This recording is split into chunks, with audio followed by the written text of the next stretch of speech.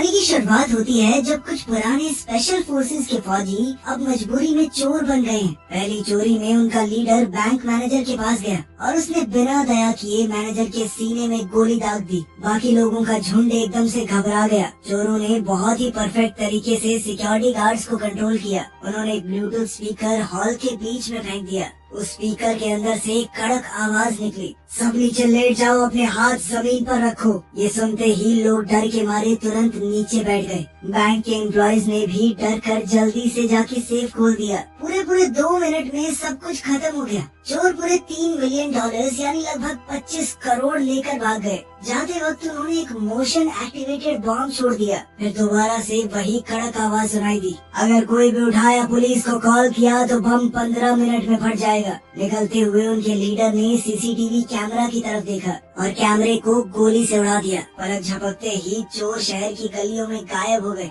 FBI को crime के 25 minute बाद रिपोर्ट मिली। सीन पर सिर्फ एक ही हिंट था, बॉम्ब पर लगा हुआ एक फिंगरप्रिंट, उसके अलावा और कोई सबूत नहीं। सेक्रेटरी जॉनथन समझ नहीं पाया कि इतनी आसानी से चोरी हो गई। उसके बाद भी चोरों ने बैंक मैनेजर को क्यों मार दिया? क्या इसके पीछे कोई बड़ा राज है? ये जानने के लिए जॉनथन सबूत ढूंढने निकला, पर उसके साथी ने बताया कि पुलिस बम ले जा चुकी है। पुलिस इस मामले में क्यों पड़ रही है ये देखकर वो चिढ़ गया। गुस्से में वो पुलिस स्टेशन गया पुलिस चीफ ब्रायन को ढूंढने के लिए, और उससे सीधा पूछा कि ये FBI का केस है, इसमें टांग क्यों उड़ा रहे हो तुम, और जो भी सबूत मिले हैं उन्हें मेरे हवाले कर दो। ये सब सुनकर ब्रायन थोड़ा घबरा गया। उसने बताया कि फिंगरप्रिंट जेम्स नाम के एक आदमी का है जो पहले स्पेशल फोर्सेस में था। आज से करीब 5 साल पहले जेम्स और उसकी टीम ने कॉलेज के कुछ स्टूडेंट्स को किडनैप करके फिरौती की मांग की, और फिर जब टाइम पे पैसे नहीं मिले तो सबको मार दिया। फिर फौज की एक दूसरी यूनिट गई और उन सभी बागी कमांडोज को मौत के घाट उतारा, और अब जेम्स के परिवार में उसका छोटा भाई रेंजर ही बचा है। पुलिस को लगा कि जब जेम्स और उसकी टीम मर चुकी है तो जरूर रेंजर ने ही क्राइम किया होगा, और किसी हाईटेक टेक्निक से उसने जेम्स का फिंगरप्रिंट वहाँ लगा दिया। और तभी एजेंट वेल्स खबर लेकर आया कि चोरी के टाइम पर रेंजर को एक दुकान में देखा गया है, इसीलिए हम उसे अरेस्ट नहीं कर सकते क्योंकि एक आदमी 2 जगह पे तो हो नहीं सकता। जॉनथन समझ गया कि चोर जरूर उन्हें भटकाने की कोशिश कर रहे हैं, क्योंकि जिस तरह ये चोर काम कर रहे हैं वो स्पेशल फोर्सेस के हो ही नहीं सकते, क्योंकि कभी भी स्पेशल फोर्सेस वाले अपना फिंगरप्रिंट छोड़ के तो नहीं जाएंगे। या तो ये बेवकूफ हैं या हद से ज्यादा चालाक। एजेंट्स इस केस की छानबीन कर ही रहे थे, तभी फिर से एक दूसरी चोरी हो गई। इस बार चोरों ने बैंक मैनेजर के घर वालों की जान लेने की धमकी देकर उससे बैंक का सेफ खुलवाया था। मैनेजर ने ईयरपीस पहना और बैंक के अंदर गया। मैनेजर ने डर के मारे सब लोगों को ब्रेकफास्ट करने भेज दिया और फिर तिजोरी खोली। काम होता देखकर चोर बैंक की तरफ बढ़े, और जैसे ही चोर बैंक में घुसे उनका सामना एक फीमेल एम्प्लॉय से हो गया जो वहाँ से जा ही रही थी। डर के मारे वो अलार्म बजाने जा ही रही थी, पर मैनेजर ने उसे रोक दिया। चोर ने फिर से स्पीकर से वही आवाज चलाई और पूरे बैंक को अपने कंट्रोल में ले लिया, पर इस बार उन्होंने पैसे नहीं बल्कि सेफ में रखे हुए कुछ डॉक्यूमेंट्स लिए। और सबसे अजीब बात तो ये थी कि उन्होंने घायल गार्ड को भी ठीक करवा दिया। उस फीमेल एम्प्लॉय से उसकी मरहम पट्टी करवा दी। इससे लग रहा था कि वो बिना बात लोगों को नहीं मारते, तो फिर पहली चोरी में मैनेजर को क्यों मारा? थोड़ी देर बाद ही जवाब मिल गया। बारिश में तीसरा मैनेजर ऑफिस जाने वाला है, तभी एक चोर ने उसकी गाड़ी का दरवाजा खोला, उसे बहुत जोर से बाहर खींचा और गीली सड़क पर फेंक दिया। मैनेजर कुछ समझ पाता उससे पहले ही एक चाकू उसकी गर्दन में घुसा दिया गया। खून धीरे धीरे बारिश के पानी में रिसने लगा। चोरों ने उसकी तकलीफ देखकर भी बिल्कुल दया नहीं दिखाई, और उनका कोई पुराना बदला पूरा हुआ हो। बैंक के मालिक जेफरी को पता चला कि उसकी 2 ब्रांचेस लूट ली गई हैं। $3 मिलियन इतने बड़े बैंक के लिए कोई बड़ी रकम नहीं थी। पैसों से ज्यादा उसे डॉक्यूमेंट्स की चिंता हो रही थी, क्योंकि उनके अंदर जेफरी का एक बहुत बड़ा राज छुपा हुआ है। 2 बैंक्स में लगातार चोरी के बाद सेक्रेटरी जॉनथन बहुत परेशान हो गया। उस फिंगरप्रिंट के अलावा चोर कोई दूसरा सुराग छोड़कर नहीं गए थे। उसको सबसे ज्यादा परेशान बस ये बात कर रही थी कि चोर एक बैंक में मैनेजर को मार गए, वहीं दूसरे में घायल सिक्योरिटी गार्ड को भी बचा लिया। ये उल्टा सीधा बर्ताव देखकर जॉनथन सोच में पड़ गया कि जरूर इस केस में कोई तो राज छुपा है, जिसके लिए ये चोर इस हद तक जा रहे हैं।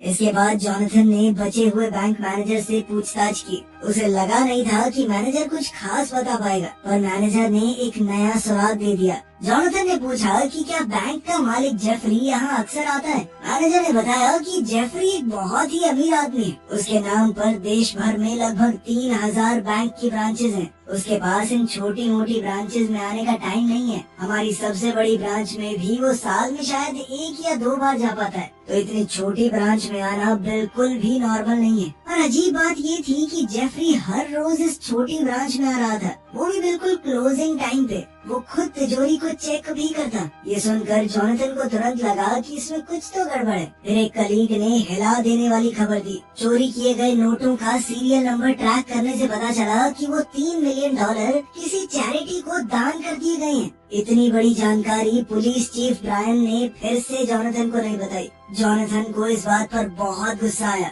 उसने नए एजेंट वेल्स को ब्रायन के साथ मिलकर इन्वेस्टिगेशन करने का ऑर्डर दिया। टेक्निकल डिपार्टमेंट ने एक गोली के ऊपर मिले फिंगरप्रिंट से कंफर्म किया कि ये भी जेम्स का ही है। जॉनथन सोच में पड़ गया कि एक मरा हुआ आदमी जिंदा कैसे हो गया, लेकिन अब तो दोनों जगहों पर ऐसी चीजें मिली हैं जिसमें जेम्स के फिंगरप्रिंट हैं। अब वो सोच में पड़ गया कि उस पुराने किडनैपिंग वाले केस में जरूर कुछ बात होगी। साथ ही जॉनथन ने अपने एक साथी से कहा कि जेफरी के ऊपर अच्छे से नजर रखो और इसका कच्चा चिट्ठा निकालो पूरा। अगले दिन बैंक मैनेजर के फ्यूनरल पर जेफरी भी वहाँ पहुँच गया और उसके साथ ही उस एरिया का नेता भी। तो छोटी ब्रांचेस के मैनेजर्स की मौत पर इतने बड़े लोगों का आ जाना बहुत अजीब है। जॉनथन के साथ ही स्टॉकवेल ने ये पूरी बात उसे बताई। इस तरह की चीजें देखकर जॉनथन का शक बढ़ने लगा। वहीं ब्रायन मजबूरी में वेल्स के साथ इन्वेस्टिगेट कर रहा था। उन्हें एक गवाह मिल गया, ज्वेलरी शॉप का सिक्योरिटी गार्ड। उसकी आदत थी कि अगर कुछ गड़बड़ लगे तो वो गाड़ियों का नंबर नोट कर लेता था।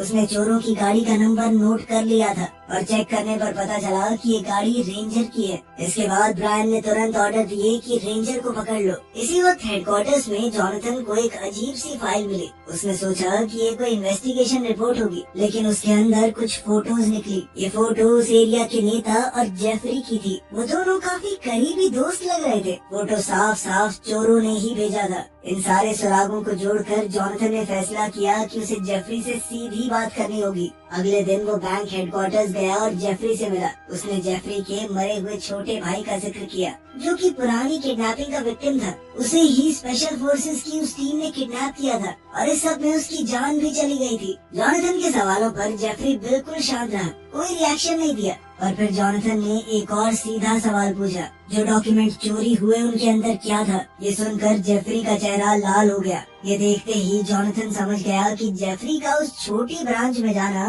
कोई फॉर्मेलिटी नहीं थी। फिर जेफरी ने गुस्से में सिक्योरिटी बुलाकर जॉनथन को हेडक्वार्टर से बाहर निकलवा दिया।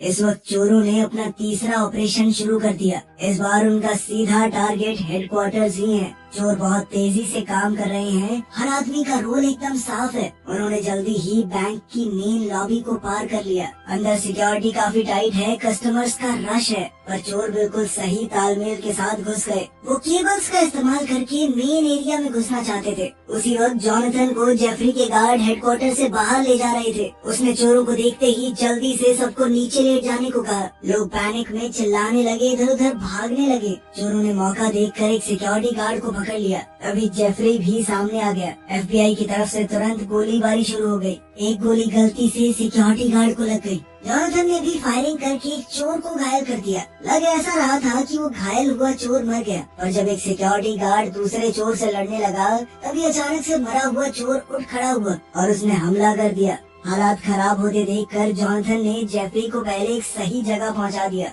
और फिर वापस चोरों से भिड़ गया। लेकिन इस बार चोर उस पर भारी पड़ रहे थे। घायल सिक्योरिटी गार्ड के साथ जॉनथन ही वहां से बचकर भाग पाया। तब तक चोर अपना काम पूरा कर चुके थे। एक लंबी लड़ाई के बाद जेफरी के पास सिर्फ एक बॉडीगार्ड बचा, वो भी थकान से गिरने वाला था। सबसे हैरानी की बात ये थी कि सामने खड़े चोर ने बॉडीगार्ड के ऊपर हमला नहीं किया। शुरू से लेकर आखिर तक उनका एक ही टारगेट था, जेफरी। चोर ने तुरंत बॉडीगार्ड को अपना हथियार नीचे करने को कहा, लेकिन तभी उसके एक साथी ने वहां आकर बॉडीगार्ड के माथे में गोली दाग दी। लीडर उस पर चिल्लाया कि क्या कर रहा है तू? पर इतने में जॉनथन ने अचानक हमला करके उस कातिल चोर को मार डाला और लीडर को बंदी बना लिया। ये देखकर चोरों में से एक ने तुरंत एक फीमेल एम्प्लॉय को पकड़ लिया, ताकि इस औरत के बदले वो अपने दोस्त को छुड़वा सके। बाद में दोनों तरफ बातचीत हुई और एक्सचेंज का फैसला खड़ा हो गया। जॉनथन को पता है कि अगर उसने चोर को छोड़ दिया तो शायद वो खुद जिंदा नहीं बचेगा, लेकिन हैरानी की बात ये थी कि चोर ने अपना वादा निभाया।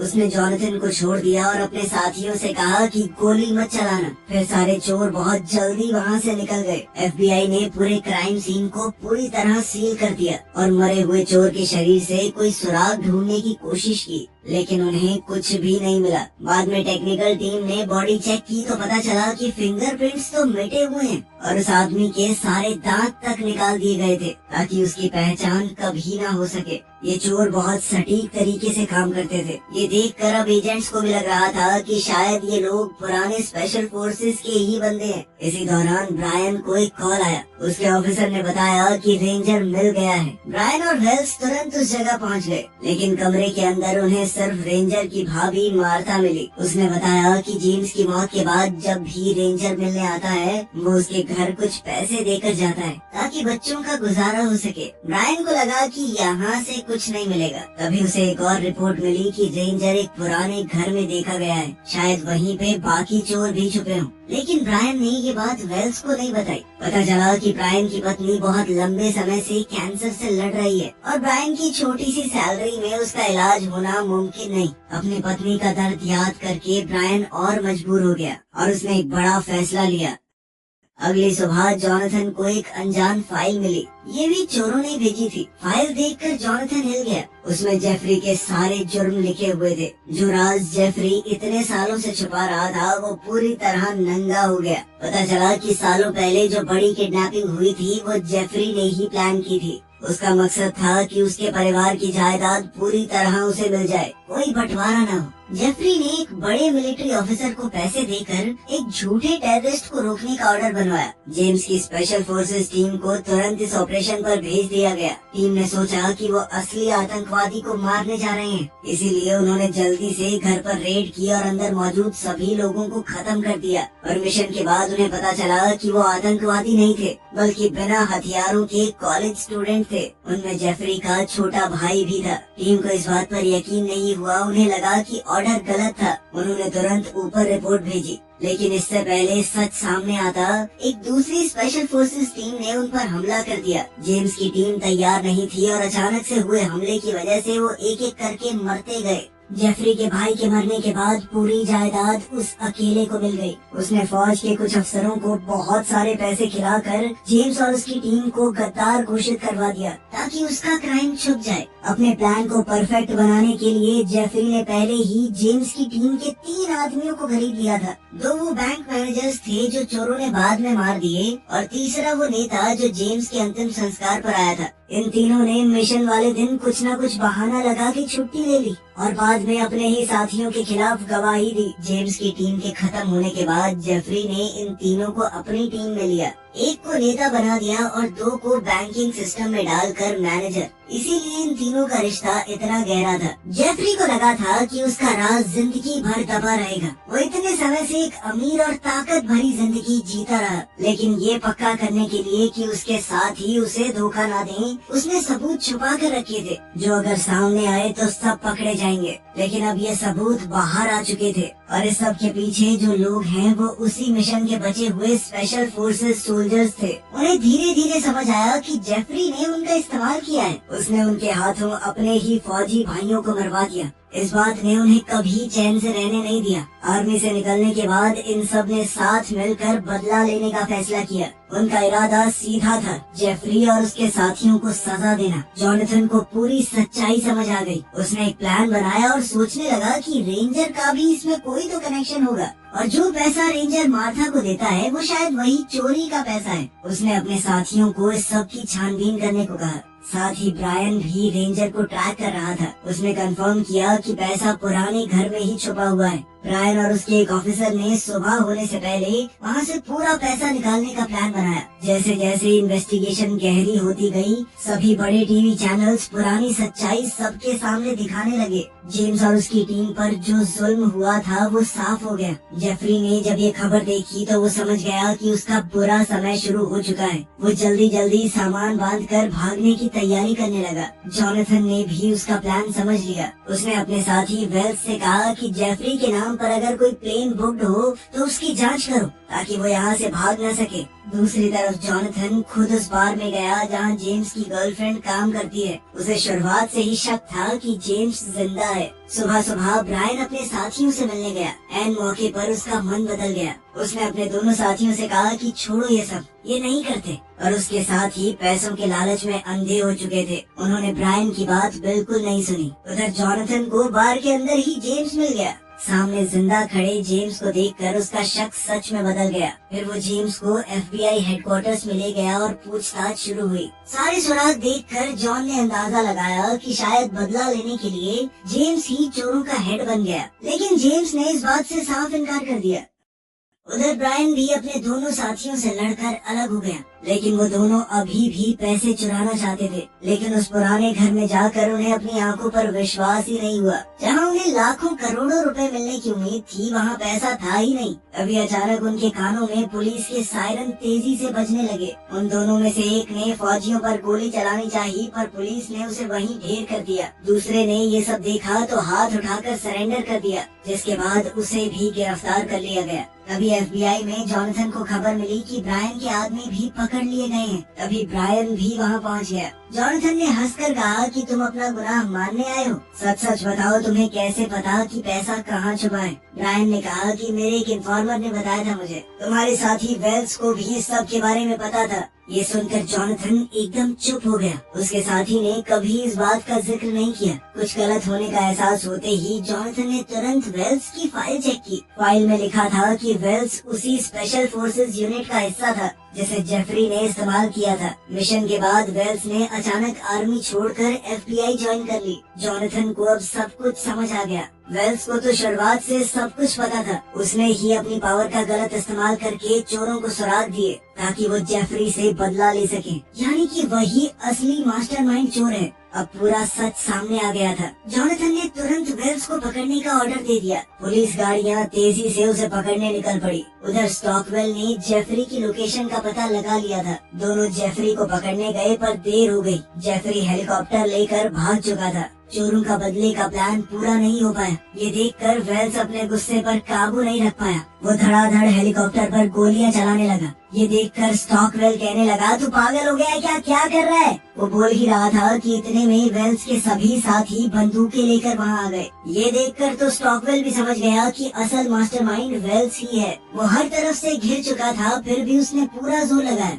उसने लड़कर अपने आसपास के चोरों को गिरा दिया और वेल्स को जमीन पर फेंका। उसके धोखे से स्टॉकवेल को बहुत गुस्सा आ रहा था और वो गुस्से में उसे पीटने लगा। इतने में एक चोर ने राइफल का बट स्टॉकवेल के सर पे मारकर उसे बेहोश कर दिया। इतने में पुलिस की गाड़ियां सायरन बजाते हुए आ गई। जॉनथन दौड़ते हुए छत पर आया, लेकिन अब देर हो गई थी। छत पर सिर्फ एक जख्मी स्टॉकवेल पड़ा था। वेल्स और उसके साथी भाग चुके थे। तभी ब्रायन को याद आया कि उसने वेल्स की गाड़ी में एक मैप देखा था। उसे याद है कि उस मैप में एक जगह पर निशान लगा हुआ था। अपनी याददाश्त से वो उस जगह पर पहुंचा। वहाँ पर वेल्स पैसा शिफ्ट कर रहा था। ब्रायन को देखकर वेल्स ने कहा कि यहाँ से चले जाओ चुपचाप। जब ब्रायन वहाँ से नहीं गया तो वेल्स ने गोली चला दी, लेकिन वो ब्रायन को यूं ही छोड़ नहीं सकता था। उसने खुद पुलिस को ब्रायन की लोकेशन के बारे में बता दिया और फिर जेफरी को ढूंढने निकल पड़ा। जॉनथन भी उन्हें ऐसे ही छोड़ने वाला तो नहीं था।